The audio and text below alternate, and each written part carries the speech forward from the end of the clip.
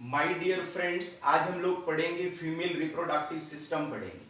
Female reproductive system को हम हिंदी में कहते हैं महिला जनन तंत्र कहते हैं। क्या कहते हैं? महिला जनन तंत्र कहते हैं। कई बार हम लोग इसको मादा जनन तंत्र भी कहते हैं। कई बार हम लोग इसको महिला जनन प्रणाली भी कहते हैं। क्या कहते हैं? महिला जनन प्रणाली भी कहते हैं। ये जो हमारे पास डायग्राम है, ये डायग्राम है फीमेल रिप्रोडक्टिव सिस्टम का। इस डायग्राम में हम लोग फीमेल रिप्रोडक्टिव सिस्टम के एक एक पार्ट्स का अध्ययन करेंगे, एक एक पार्ट्स की स्टडी करेंगे और देखेंगे किस पार्ट का क्या काम रहता है। तो सबसे पहले हम लोग यहाँ पर आ रहे हैं। ये नीचे क्या होती है? ये नीचे जो होती है इसको हम लोग वजाइना कहते हैं। क्या कहते हैं? इसको हम लोग वजाइना कहते हैं। वजाइना को हम लोग हिंदी में योनि कहते हैं।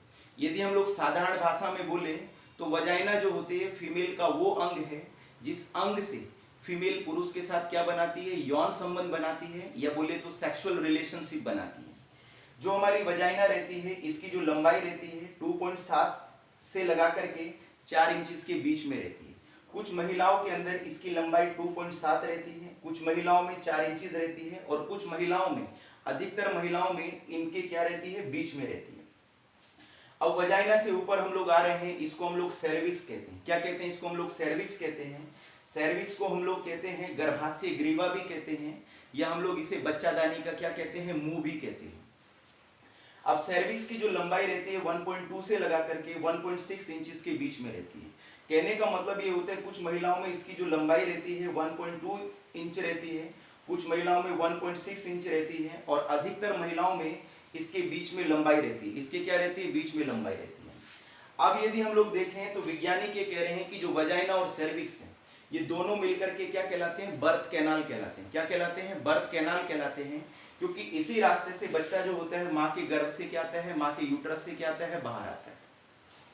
अब सर्विक्स के बाद जो हमारा शुरू हो जाता है, सर्विक्स के बाद जो हमारा शुरू हो जाता है ये वाला पोर्शन, इसे हम लोग यूट्रस कहते हैं। यूट्रस को हम हिंदी में बच्चादानी कहते हैं, या यूट्रस को हम लोग क्या कहते हैं? गर्भाशय कहते हैं। अब इसी यूट्रस के अंदर जो बच्चा होता है उसका डेवलपमेंट होता है, या बच्चे का पूरा जो विकास होता है वो बच्चादानी के अंदर होता है, गर्भाशय के अंदर होता है, या बोले तो यूट्रस के क्या होता है? अंदर होता है। अब हमारा जो यूट्रस होता है, जो हमारा गर्भाशय होता है, इसके एक इधर भी नली चलती है और एक इधर भी नली चलती है। इन नली को हम लोग फेलोपियन ट्यूब कहते हैं, या इन नली को कई बार हम लोग ओव्यूडक्ट भी कहते हैं। गांव की भाषा में या साधारण भाषा में इन्हें हम लोग नले कहते हैं। क्या कहते हैं? नले कहते हैं। अब हमारी जो फेलोपियन ट्यूब होती है, इस फेलोपियन ट्यूब के आखिरी में, अंत में फिंगर जैसे प्रोजेक्शन होते हैं। फिंगर जैसे प्रोजेक्शन का मतलब ये होता है अंगुलिया जैसी आकृति होती है। क्या होती? अंगुलिया जैसी आकृति होती है। इनको हम लोग कहते हैं फिम्बरी। क्या कहते हैं? हम लोग इनको फिम्बरी कहते हैं। इन फिम्बरी के बीच में क्या रहता है? स्पेस रहता है, और इस स्पेस को हम लोग क्या कहते हैं? ऑस्टियम कहते हैं। क्या कहते हैं? ऑस्टियम कहते हैं। अब ये जो नीचे की तरफ को लटके रहते हैं ये दो, इनको हम लोग कहते हैं ओवरी कहते हैं। क्या कहते हैं? हम लोग ओवरी कहते हैं। ओवरी को हिंदी में हम लोग अंडाशय कहते हैं। क्या कहते हैं? ओवरी को हम लोग हिंदी में क्या कहते हैं? अंडाशय कहते हैं। अब ये जो ओवरी होती है ये हमारी क्या पैदा करती है? फीमेल के अंदर ओवम को पैदा करती है, या किसको पैदा करती है? एग को पैदा करती है। ओवम जो एग रहता है इसको हम लोग हिंदी में क्या कहते हैं? अंडाणु कहते हैं। क्या कहते हैं? अंडाणु कहते हैं। ये कई बार हम लोग इसको अंडा भी कहते हैं। क्या कहते हैं? अंडा भी कहते हैं। तो ओवरी क्या पैदा करेगी? ओवरी पैदा करेगी एग को। ये ओवरी किसको पैदा करेगी? ओवम को पैदा करेगी। अब ये जो ओवम रहता है, जो एग रहता है, ये स्टेशनरी होता है। स्टेशनरी का मतलब होता है नॉन मोटाइल होता है। नॉन मोटाइल का मतलब होता है ये खुद मूव नहीं कर सकते, जबकि मेल के जो स्पर्म्स रहते हैं, मेल के जो शुक्राणु रहते हैं वो मोटाइल रहते हैं, वो मूव कर जाते हैं। जबकि हमारा जो ओवम रहता है और एग रहता है ये नॉन मोटाइल होता है, स्टेशनरी होता है, ये खुद नहीं चल सकता है। तो क्या करेंगे? जो फिम्बरी होती है, ये फिम्बरी क्या करेंगी? इस ओवम को ओवरी से उठाएंगी और कहाँ छोड़ देंगी? फेलोपियन ट्यूब में छोड़ देंगी। कहाँ छोड़ देंगी? फेलोपियन ट्यूब में। तो कभी कोई पूछे कि भाई फिम्बरी का काम क्या रहता है, तो फिम्बरी का काम ये रहता है कि ये ओवरी से क्या करती हैं? ओवम को कलेक्ट करती हैं और कहाँ छोड़ देती है? फेलोपियन ट्यूब में छोड़ देती है। इसी फेलोपियन ट्यूब में स्पर्म और ओवम जो होते हैं वो आपस में मिलते हैं। इस प्रक्रिया को हम लोग क्या कहते हैं? फर्टिलाइजेशन कहते हैं। तो कोई पूछे कि फर्टिलाइजेशन कहाँ होता है, तो फर्टिलाइजेशन हमेशा होता है फेलोपियन ट्यूब में। कहाँ पे होता है फर्टिलाइजेशन? फेलोपियन ट्यूब में। तो कोई पूछे कि भाई जो स्पर्म है, शुक्राणु है, और जो ओवम है, अंडाणु है, वो कहाँ पे मिलते हैं, तो वो मिलते हैं फेलोपियन ट्यूब में। कहाँ पे मिलते हैं, फेलोपियन ट्यूब में। और जब ये फेलोपियन ट्यूब में मिलते हैं तो इस प्रक्रिया को हम क्या कहते हैं, फर्टिलाइजेशन कहते हैं। हिंदी में क्या कहते हैं हम लोग इसको, निषेचन कहते हैं। और जब भी फर्टिलाइजेशन होता है तो क्या बनता है, जाइगोट बनता है। क्या बनता है, जाइगोट बनता है। इसी जाइगोट को हम लोग हिंदी में युग्मक कहते हैं। क्या कहते हैं, युग्मक कहते हैं। ये इसको हम लोग साधारण भाषा में कहते हैं ये शुरुआती बच्चा होता है, मतलब जो शुरू में बच्चा बनता है उसको हम लोग क्या कहते हैं, जाइगोट कहते हैं। अब ये जाइगोट धीरे धीरे फेलोपियन ट्यूब से किधर को मूव करता है, यूट्रस की तरफ को मूव करता है। कहने का मतलब ये होता है कि जो शुरू वाला जो बच्चा बना है वो कहाँ बना है, फेलोपियन ट्यूब में बना है। ये फेलोपियन ट्यूब से धीरे धीरे कहाँ मूव करेगा, बच्चादानी की तरफ को मूव करेगा। और कुछ दिनों के बाद ये बच्चादानी से जाके क्या हो जाएगा, चिपक जाएगा। और जैसे ही चिपकेगा, इस प्रोसेस को हम लोग कहते हैं इम्प्लांटेशन। क्या कहते हैं इसको हम लोग, इम्प्लांटेशन है। जैसे ही हमारा बच्चा यूट्रस के अंदर की परत से जाके चिपकता है तो हम लोग कहते हैं कि प्रेग्नेंस, फीमेल क्या हो गई है, गर्भवती हो गई है, या फीमेल ने क्या कर लिया है, कंसीव कर लिया। क्या कर लिया है, कंसीव कर लिया है। जैसे ही हमारा बच्चा यूट्रस से जाके चिपकता है तो फीमेल के अंदर जो प्रेगनेंसी के साइंस होते हैं वो दिखने क्या हो जाते हैं, शुरू हो जाते हैं। जैसे क्या होता है, उल्टी आनी शुरू हो जाती है, कच्चा जी होना शुरू हो जाता है, ठीक है, चक्कर से आने शुरू हो जाते हैं। तो ये सब के सब सिम्टम्स या साइन जो होते हैं प्रेगनेंसी के आने क्या हो जाते हैं, शुरू हो जाते हैं। अब हम लोग थोड़ा यहाँ पर देख लेते हैं ओवरी के संबंध में। किसके बारे में देख लेते हैं, ओवरी के संबंध में। ओवरी को हम लोग हिंदी में क्या कहते हैं, अंडाशय कहते हैं। ओवरी किस में होती है, मेल में होती है या फीमेल में होती है, तो ओवरी जो होती है वो किस में होती है, फीमेल में होती है। ओवरी एक होती है, दो होती है, तो ओवरी फीमेल में दो होती है। शरीर के बाहर होती है, शरीर के अंदर होती है, तो ओवरी हमेशा शरीर के क्या होती है, अंदर होती है। फीमेल को भी नहीं दिखाई देती क्योंकि शरीर के क्या रहती है, अंदर रहती है। जैसे हार्ट हमारा अंदर रहता है ऐसे ही ओवरी भी हमारी क्या रहती है, अंदर रहती है। अब ये जो ओवरी होती है दो चीजों को पैदा करती है। ओवरी कितनी चीजों को पैदा करती है, दो चीजों को पैदा करती है। एक तो ओवरी पैदा करती है ओवम को, और क्या पैदा करती है, एग को पैदा करती है। ओवम और एग को हम लोग क्या कहते हैं, हिंदी में हम अंडाणु भी कहते हैं, ये हम लोग साधारण भाषा में अंडा भी कहते हैं। अब ये जो ओवम होता है, ये एग होता है, ये क्या होता है, फीमेल का गैमेट होता है। क्या होता है, फीमेल का गैमेट होता है, फीमेल का सीड होता है, यही क्या बनाता है, बच्चा बनाता है। दूसरा क्या रहता है कि जो ओवरी होती है ये फीमेल की बॉडी में दो हार्मोन्स को पैदा करती है। एक हार्मोन को हम लोग एस्ट्रोजन कहते हैं और दूसरे हार्मोन को हम लोग क्या कहते हैं, प्रोजेस्टेरॉन कहते हैं। एस्ट्रोजन और जो प्रोजेस्टेरॉन है ये फीमेल के सेक्स हार्मोन होते हैं। क्या होते हैं, फीमेल के सेक्स हार्मोन होते हैं। तो कोई पूछे कि ओवरी कितने हार्मोन्स पैदा करती है, तो आपको कहना ओवरी दो हार्मोन्स पैदा करती है। एक हार्मोन को हम लोग एस्ट्रोजन कहते हैं और दूसरे हार्मोन को हम लोग क्या कहते हैं, प्रोजेस्टेरॉन कहते हैं। अब हम लोग देख लेते हैं कि फीमेल की बॉडी के अंदर ये एस्ट्रोजन क्या काम करता है और ये प्रोजेस्टेरॉन क्या काम करता है। तो सबसे पहले हम लोग देख लेते हैं एस्ट्रोजन के संबंध में।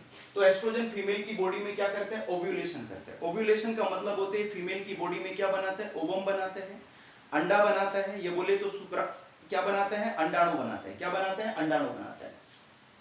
दूसरा क्या रहता है, रेगुलर मेंस्ट्रुअल साइकिल होते हैं या रेगुलर पीरियड होते हैं।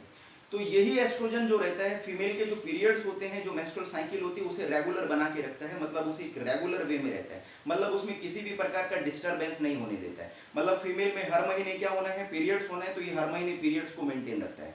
यदि किसी महिला में जो मेंस्ट्रुअल साइकिल होती है गड़बड़ा जाती है, पीरियड गड़बड़ा जाते हैं, तो इसका मतलब उसकी बॉडी के अंदर जो एस्ट्रोजन है उसका लेवल क्या हो चुका है, डिस्टर्ब हो चुका है।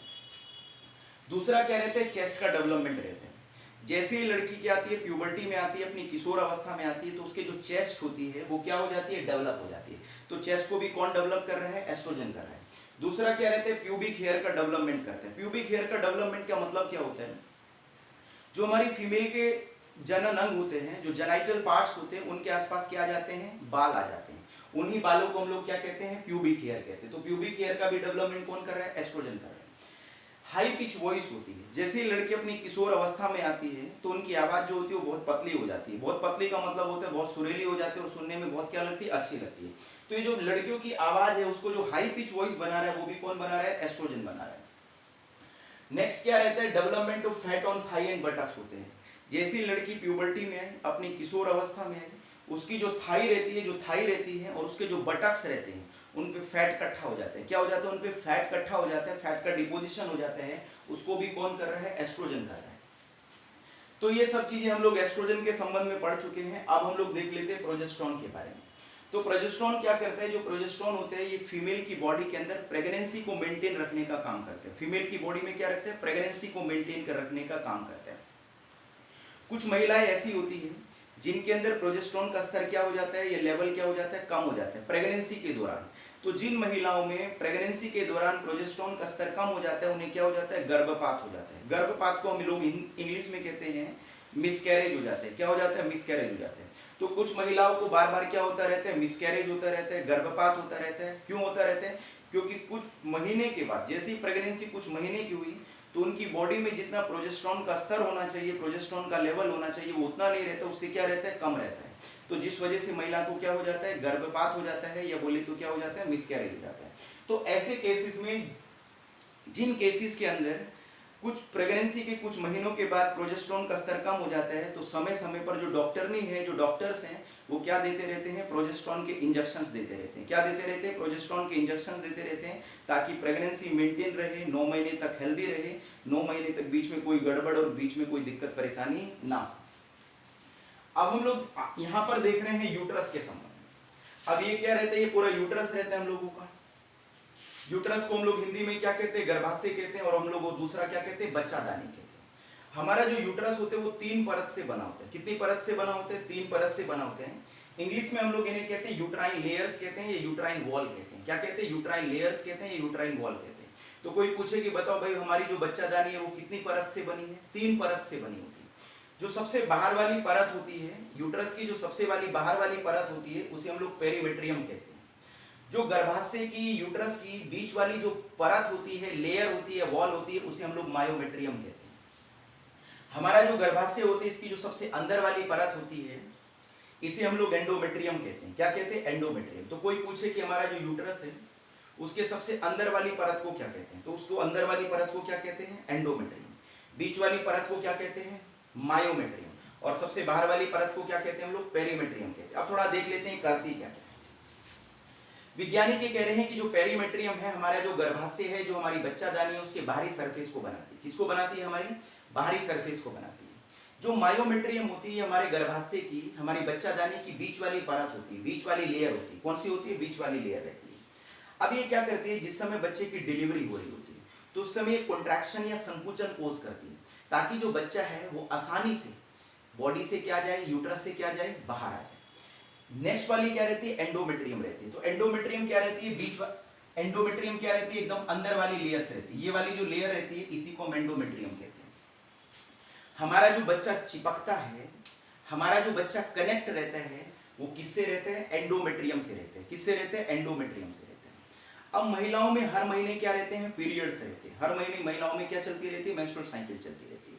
तो जो महिलाओं में ब्लीडिंग आती है वो 4 से 5 दिन तक, जिसे हम लोग मेंस्ट्रुअल फ्लो कहते हैं, वो क्यों आती है, क्योंकि 4 से 5 दिन तक जो एंडोमेट्रियम होती है, किस दौरान, मेंस्ट्रुएशन के दौरान, पीरियड्स के दौरान।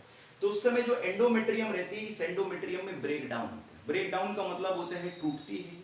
जब ये टूटती है ना, तो तब ये ब्लीडिंग्स की फॉर्म में, खून की फॉर्म में, और मांस के छोटे छोटे पीसेस की फॉर्म में बॉडी से, या बोले सो वजाइना और सर्विक्स से क्या आती है, बाहर आती है। वजाइना और सर्विक्स से क्या रहती है, बाहर आती है, जिसे हम लोग क्या कहते हैं, मेंस्ट्रुअल फ्लो कहते हैं। क्या कहते हैं, मेंस्ट्रुअल फ्लो कहते हैं।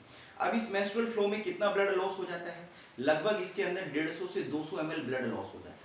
कितने दिन तक चलता है मेंस्ट्रुअल फ्लो, ब्लीडिंग कितने दिन तक चलती है पीरियड्स के दौरान महिलाओं में, ठीक है, 3 से 5 दिन तक चलती है। पहले दिन थोड़ी ज्यादा चलती है, दूसरे दिन भी ज्यादा चलती है, तीसरे दिन थोड़ी कम हो जाती है, चौथे दिन क्या होती है, और कम हो जाती है, और 5वें दिन आते आते जो होती है, जो ब्लीडिंग होती है, जो मेंस्ट्रुअल फ्लो होता है, वो बिल्कुल क्या हो जाता है, बंद हो जाता है। अब एक बात और याद रखनी है, जो सर्विक्स होती है, ये जो बच्चादानी का मुंह रहता है, ये हमेशा बंद रहता है।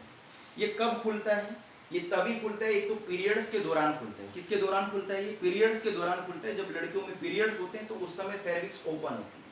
और एक किस समय खुलता है, जब बच्चे की डिलीवरी हो रही होती है। तो जब बच्चे की डिलीवरी हो रही होती है, तो उस समय भी सर्विक्स की जो मुंह है, जो बच्चादानी का मुंह है, खुलता है।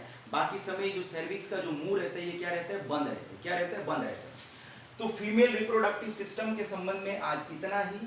आज के लिए धन्यवाद।